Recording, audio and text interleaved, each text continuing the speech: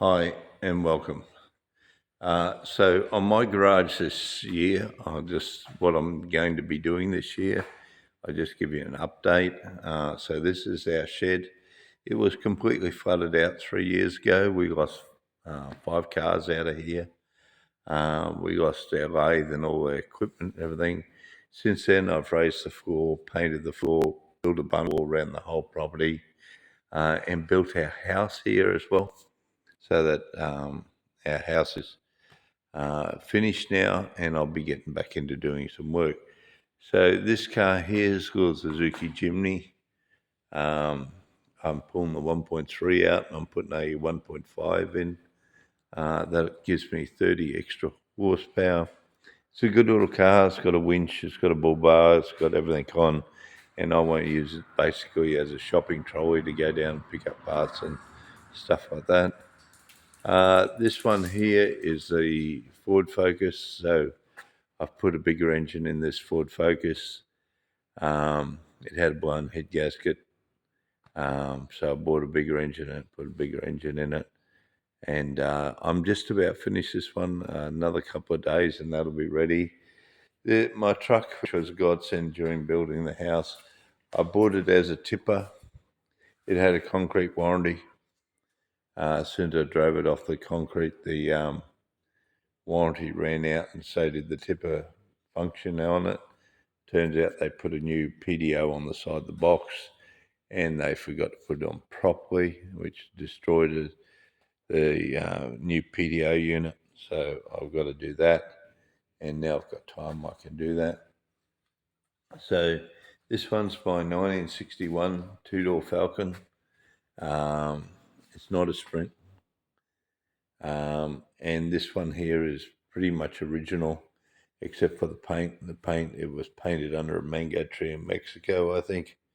But on this one here, everything is pretty much original in here. I'll be changing this over to be a 289, and I'm changing it to right-hand drive. So I've got another front cut here for this car, and I'll be putting the firewall, the dash, and all the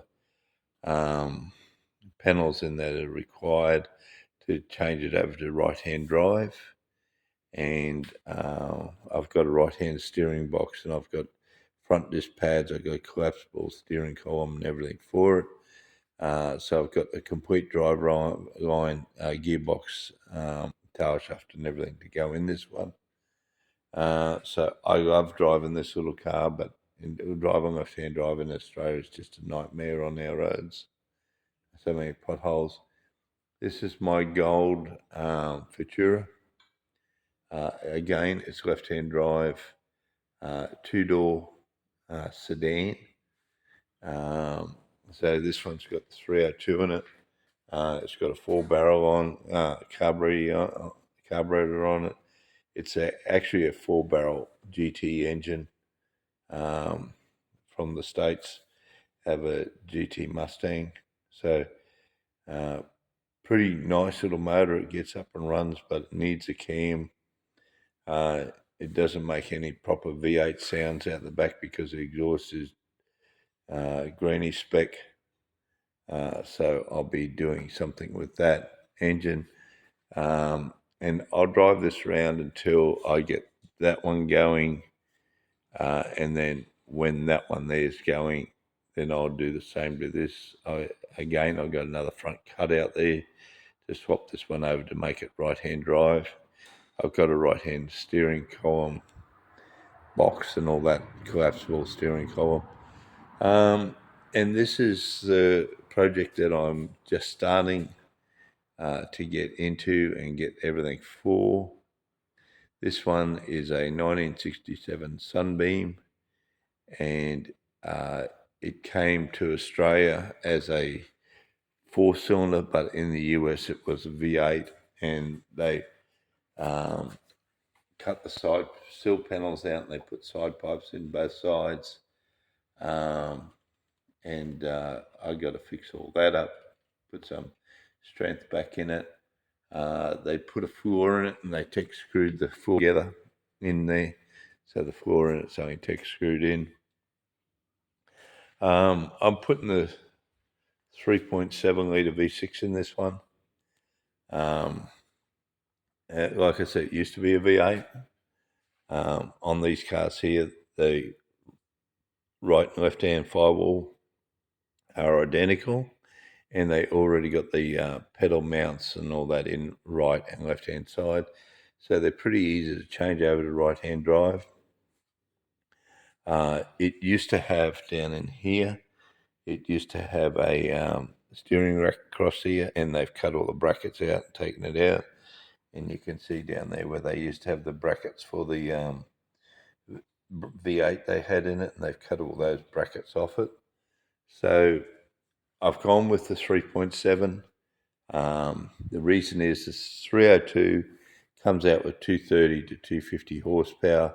This 3.7 litre V6 out of the 2011 model Mustang F-150 and all that. And in Australia, it's in the CX-9. In the CX-9, they got 275 horsepower.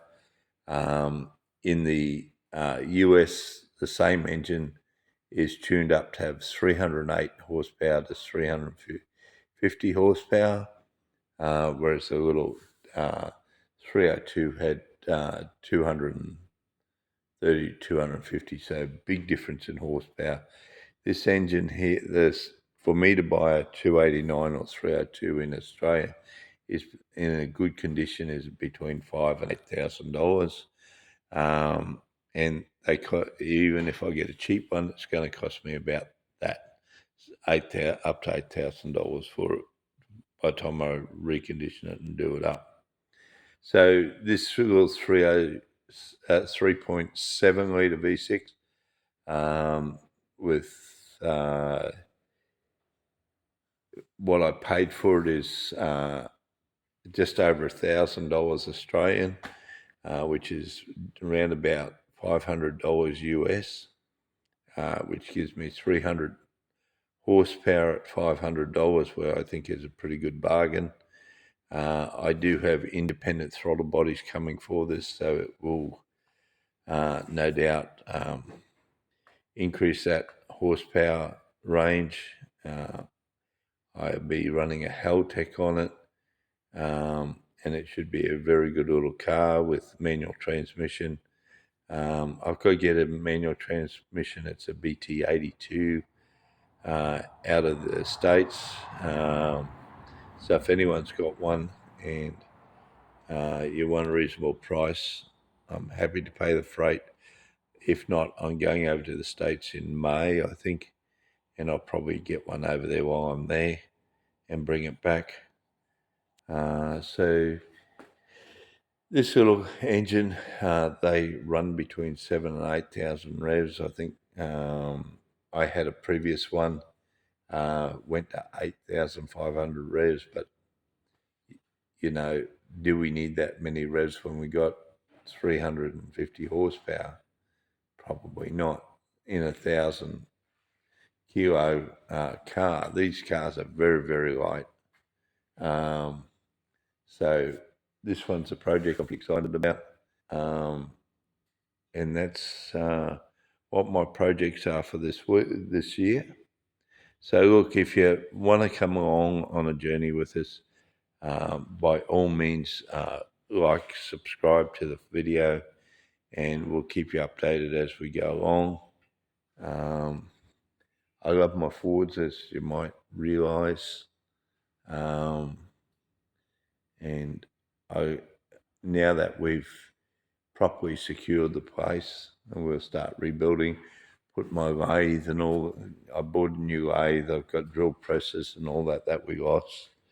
I've got welders and that I lost. I've replaced all them over the last 12 months. So I've got to move all that in, set up the workshop a little bit better. But we've only just finished raising the floor and painting the floor and putting the cars in and starting to do some work around here. And that's what we're hoping to do this year. We'll see how we go. And I'd like you to thank you for dropping by and watching the video.